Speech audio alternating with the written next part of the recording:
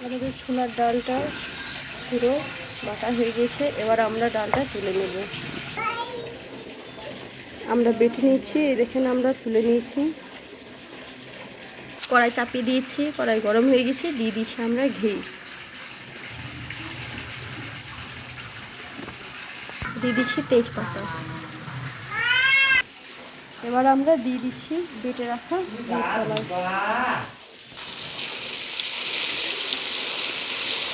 ভালো করে তেলের মধ্যে আমরা পাল্টে দিয়েছি। দুধের মধ্যে আমরা অল্প পরিমাণে জাফরান রং দিয়ে দিচ্ছি। এই দেখুন বুটের রংটা খুব সুন্দর দাঁড়াবে। এবার আমরা দুধটা দিয়ে দিচ্ছি,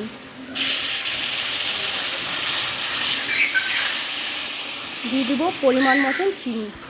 দেখেন পরিমাণ মতন আমরা দিয়ে দিচ্ছি চিনি।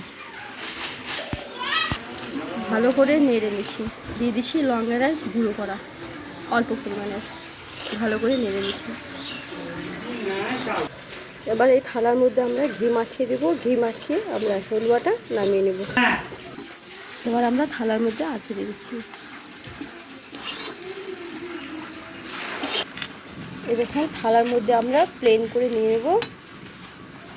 এবার একটা বরফি সাইজের ডিজাইন আমরা করে দিচ্ছি। এই দেখেন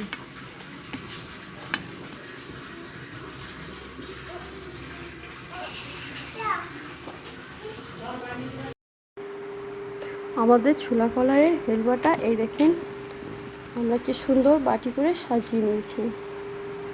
লাইক করবেন, কমেন্ট করবেন, শেয়ার করবেন এবং বেল আইকন প্রেস করে দেবেন, সাবস্ক্রাইব করে দেবেন। কিছু ভুল হলে কমেন্ট করে জানাবেন।